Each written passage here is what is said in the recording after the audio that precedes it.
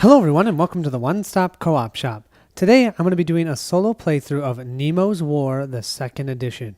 So this game recently came out from Kickstarter. There's already a bunch of really good playthroughs out there. We've got Doug Herring, we have Jay Play, and we have Antlad Games. All three do awesome playthroughs. I highly suggest checking them out. They do science and exploration. So because they did those two, I decided to do something different. And I have played this game now 6 times, and I am loving it so much. This is going to be one of my top solos, for sure. It is so much fun. But I decided that the only one I have not done yet is War, because I've kind of done them in order. And so I decided, you know what, let's do War together. What do you guys think, huh? This one should be fun. There's going to be lots of ships. We're going to be sinking ships left and right, hopefully. Hopefully we're not sunk. But that's the type of game we're going to play. We're going to play the War type for Nemo's War. Just like normal, this is going to be our setup video. It should be nice and quick because most of what we have to set up already on the board for us, or it shows us, so it's great.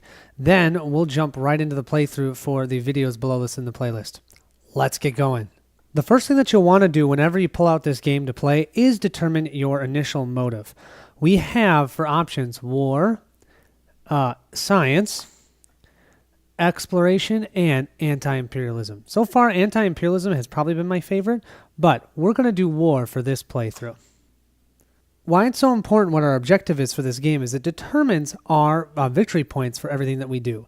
So I would say that this game is quite a bit of dice rolling, so you might think a little bit of Ameritrashy, but it's actually victory points to determine if we win or not. So that's a little bit more Euro-y, so to speak, right? So it's got a little bit of both, and so this is the way that we're going to win, is getting the most victory points possible. Each one of these denotes the different ways we can get victory points by sinking warships, non-warships, adventure cards, treasures, liberation, or rebellions that we have incited, science or discovery, and wonders seen, as well as if we have any ship resource penalties, scouring the sea abilities, characters remaining, and then you can ignore this. This is unfortunately a misprint.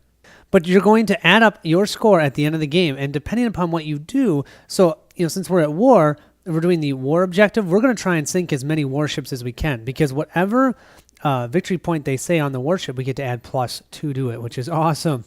So we're going to be looking to hit warships. Adventure cards aren't really going to give us a lot of victory points because it's a -1. And we probably want to incite some rebellions because we get ×4 per cube that's on the board. And wonders seen, yeah, only ×2. Whatever. Who cares what we see? We want to kill some ships. Because we're playing the war objective, we get to purchase, we have the option of purchasing this upgrade for the Nautilus if we want to. And I'm definitely going to. It's called the Periscope device. We no longer have to gain +1, and that symbol means notoriety, between consecutive bold attacks. Also, you can make consecutive stock attacks if successful, but you do gain +1 notoriety between each one. You'll see how that works in the playthrough, but that's awesome. If we were playing on the Sailor difficulty, we would get this objective for free. If we were playing on the Captain difficulty, which is the harness difficulty, we wouldn't get an upgrade at all.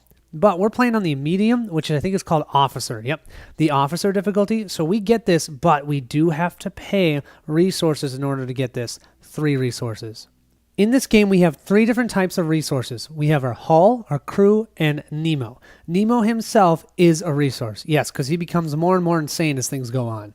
Each one, we have a track, and we move down and up this track depending on certain events that happen, or we might wager some of those to try and get benefits to our dice rolls. And if we fail, they'll go down, and then if we get some benefits through an event or something, they'll go back up. So we have to pay 3 resources. So we could pay 3 hull if we want it. But one of the ways to lose this game is if we run out of these. So what I'm going to do is I'm actually going to pay 1 of each resource. So I'll move these right down. So we've used 1 Nemo, 1 crew, and 1 hull resource already to obtain that upgrade. One of the ways we can lose this game, you guys, is by running out of any of these 3 resources. And you can see these tracks. Nemo is the shortest, and then crew and hull are about the same length. So although I did decide to use some Nemo for that resource, I didn't have to, but I'm okay with it because there are some ways that we'll be able to get him back up to full health if we want to. Next, you want to set up your crew. So we have a total of 6 crew members that we can use to give us benefits. Now they say to use up and you kind of kill them, so to speak. I just think of it as we've exhausted them. We've used their ability.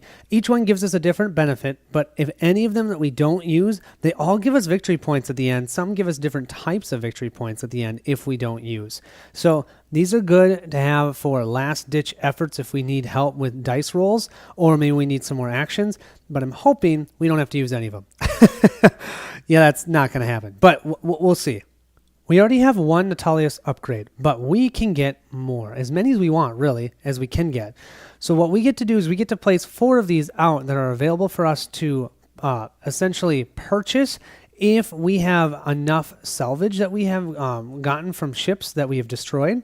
So what we're going to do is we're going to take these and shuffle them up and grab 4 of them.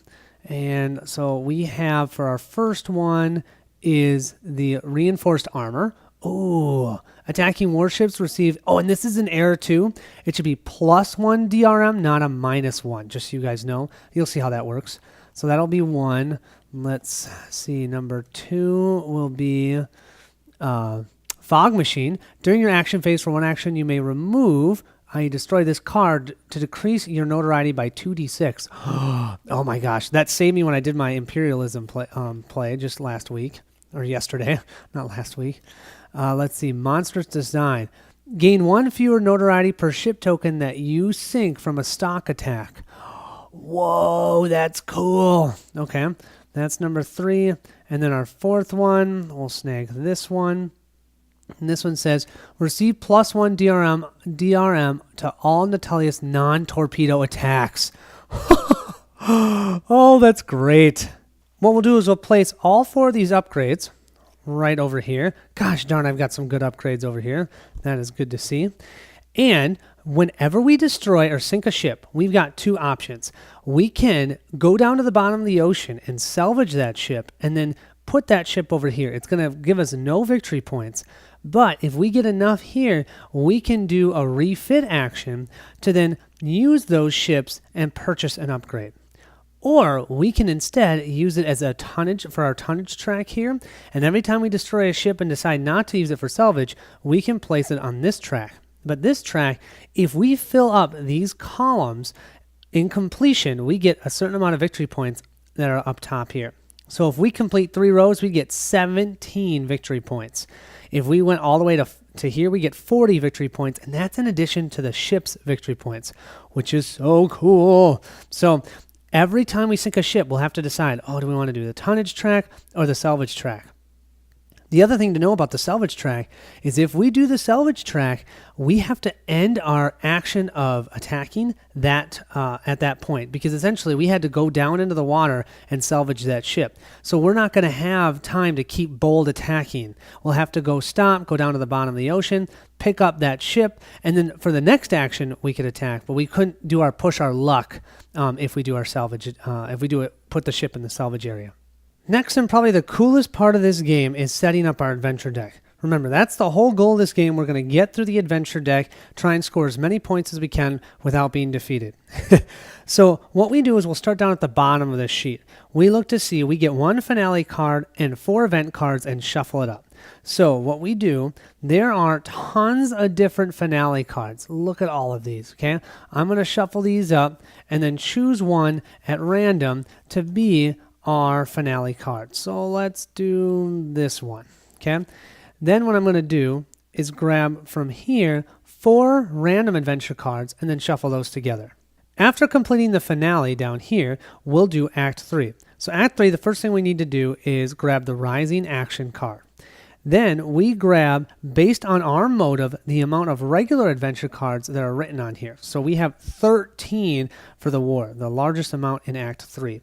So we're going to grab 13 regular adventure cards plus this rising, or the Hollow Explosion Rising Action card, shuffle those together, and put it on top of the finale set of cards. After doing that, we'll place this Act 3 card on top of that deck. Then we're going to only shuffle, look at that, a measly 3 cards in for Act 2. And those are just going to be basic adventure cards. 1, 2, and 3. And then after that, we're going to place the Act 2 card right on top of the deck. So you see, depending upon your motive, you're going to have a totally different experience because you might be in different acts for a longer period of time. I mean, look, Act 2 for science, you're going to have 10 cards there versus war, which we're going to do, it's only 3. So very different experience. I'm excited to see how it's different. Last but not least, we'll grab 6 adventure cards that I, of course, have upside down, and then we're going to place those on top of the deck, followed by the Act 1 card, which we'll start with on our playthrough. Now we have created our adventure deck. All the remaining cards are going to go and onto the other adventure deck area, which I'll show you in a second. We'll place in the draw pile over here the 31 cards that we're going to have to get through to win the game. We'll put the remaining adventure cards right here.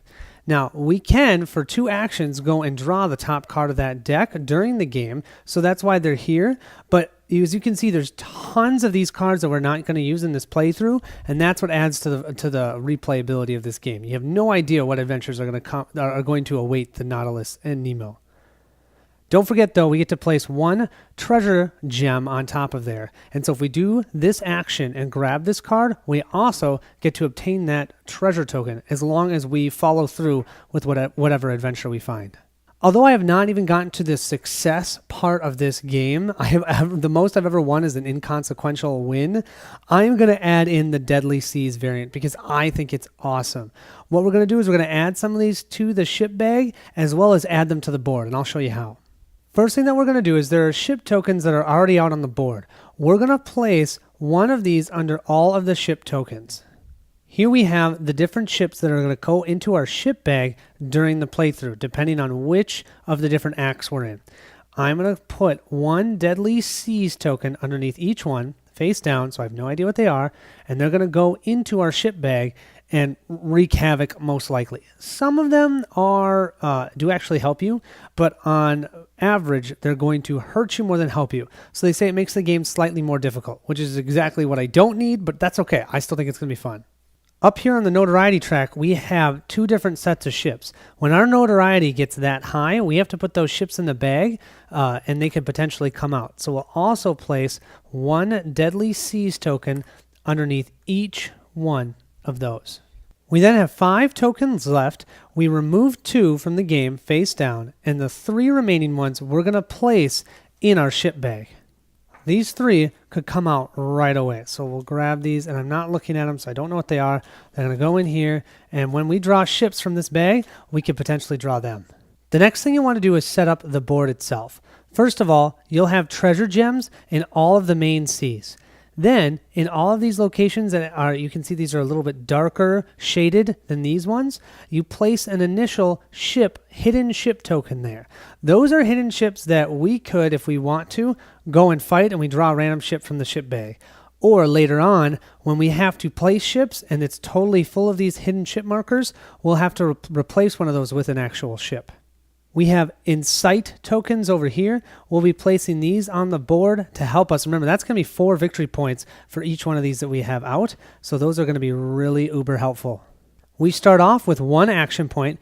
Each round, we'll gain action points depending on what we roll for dice. And we'll use those action points each round. We can always save 1 action between rounds if we want. One of the other ways for us to lose this game is if ever we get all the way to the top of the notoriety track. Now, it always depends upon which of the motives you're using, but since we're using the war motive, our notoriety can go all the way to 50 and we won't lose. But we do have to place this die here, and we're going to have to place more ships if our notoriety ever gets past this spot. I hope I never get there, but I have no idea. I mean, I'm going to have to be taking out a lot of ships, so it's going to be interesting to see. That's the setup. I hope you guys are ready to take on those imperialists. Let's see if we can win this game or not die. Hope you guys are excited. Thanks so much for watching. And I do want to mention, I apologize. This is going to slow me down a little bit. So hopefully I can get videos out as quickly as I can. But with my broken pinky that ended up having surgery, things take a little bit longer. So I apologize. But in 3 weeks' time, that'll be off and things will be better. Thanks so much for watching and have a great rest of your day.